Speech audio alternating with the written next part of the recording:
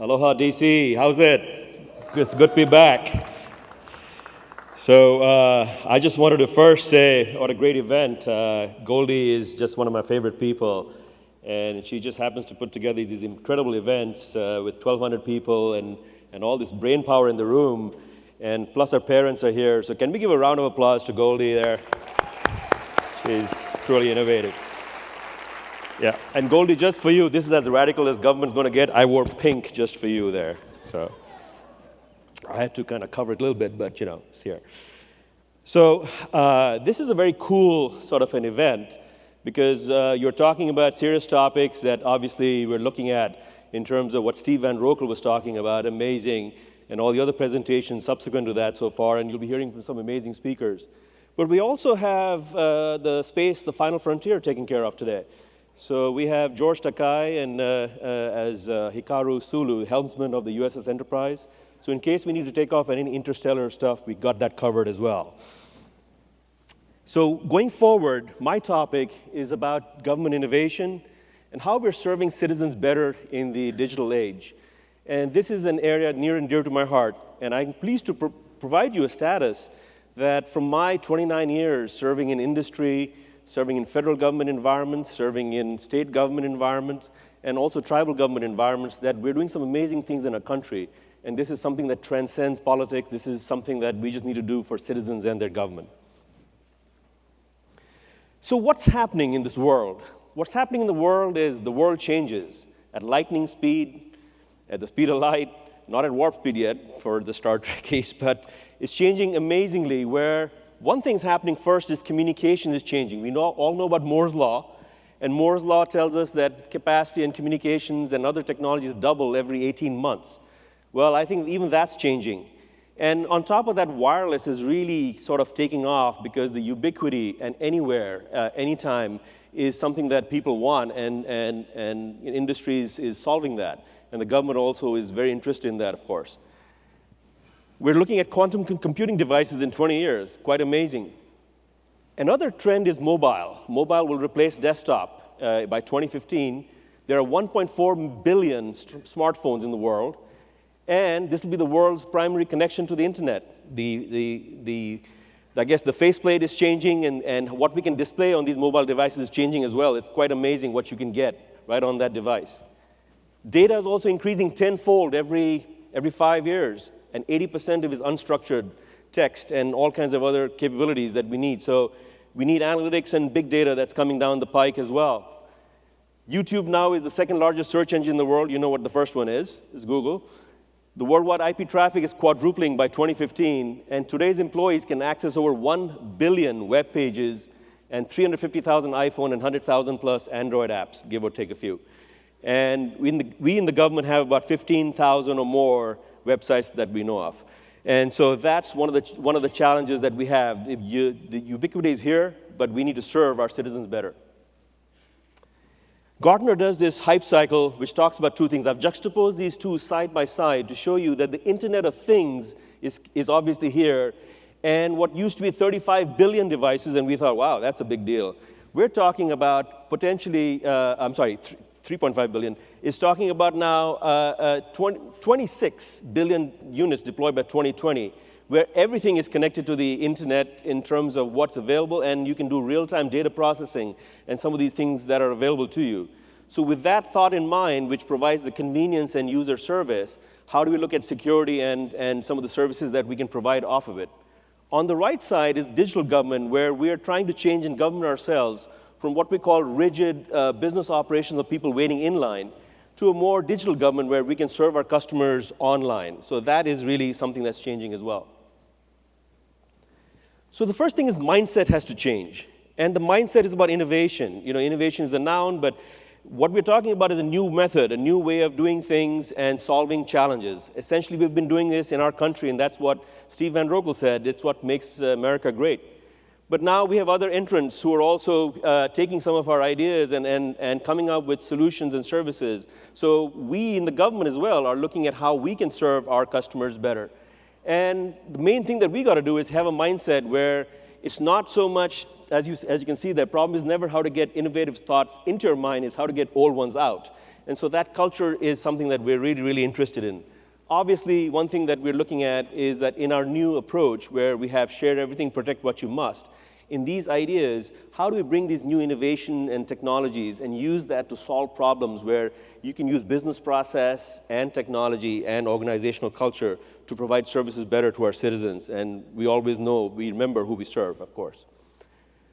So as you go through this idea of serving anywhere, anytime, on any device for any mission reliably and securely, this is all about tapping the ingenuity of the American public to solve problems. Key is that we want the ideas to come from anywhere. It doesn't have to just come from government, and that's the key thing. We welcome government, but we also welcome ideas that are coming from citizens, industry, academia, and so on and so forth. And so the access to the information creates this creativity, and obviously we have a sustainability in terms of what we do to solve our problems. So let me give you a few things that is going on. One is, of course, the Open Government Initiative, which was started, which let me just go back a second. Okay, yep. So the first thing is we had the Open Government Initiative, which talks about participation, collaboration, and transparency. So idea was that the government belongs to the people, and let's come up with some solutions and services that allow people to use that in their daily lives. Also was the idea of innovation. This just didn't happen in this administration, but it's happened throughout the other administrations as well, so just want to say that. But for an example, this strategy for American innovation talked about open government with partnerships, entrepreneurships, prizes, challenge.gov, grants, idea generation, all these sort of things where we can go nimbly and go forward. I believe this area needs to be explored more and go forward so that we can actually implement services that are truly innovative and invite more people to participate. And I think that remains one of our challenges going forward. This happened way before with GPS, right? An example. It's an example when data is democratized, then the Department of Defense released its satellite data, the public created affordable GPS devices, and we use that like it's just a general service, like a utility. That's how important some of these things are to how we can change citizen lives. And we can do a lot of services with this as well. Data.gov allowed us to visualize, mobilize, socialize, and analyze information faster and create mobile apps, and now it's gone to countries around the world and all our states and obviously agencies to allow us to come up with data and look at mobile apps and on-the-fly visualization to come up with solutions that people need in their daily lives. The key is, of course, there's more data available in the government, and how do we get that out and make sure that these are solutions is what people need to do. Another example is the federal cloud. The federal cloud, as you can see, is taking off. When Vivek Kundra started this idea, we talked about infrastructure, platform, and software as a service. And these deployment models, service models, and these 5 essential characteristics are important. But the promise is that in 10 years, by 2020, 80% of all computing done in the world could be done in the cloud with appropriate security and all that. So that's culture as well. I mean, how do you look at the cloud and have adequate security with FedRAMP and so on and so forth? In my opinion, some of the data could be encrypted and masked, and so that you can also have some of that capability in the cloud. So in the innovation continuum, you have FDCCI, the Federal Data Center Consolidation Initiative. You have mobile gov. You have open government. You have federal cloud. You have FedRAMP. You have the continuous diagnostic and mitigation strategy. With security, security is another challenge, that while we have innovation and convenience for our citizens, that since FY 2005, there has been a 782% increase, according to US CERT, of incidents, cyber incidents in the federal government till today. So we have to balance that out as well. So interestingly enough, because we are a nation of laws and we are a nation of innovation, that some adversaries obviously take advantage of that. But that should not deter us from doing what it takes to serve our citizens better. So I think the next big idea as well, that's already here, but we're trying to do more of an adoption on that, is big data with next generation GIS and analytics, so that we can actually get to data, information, knowledge, and wisdom.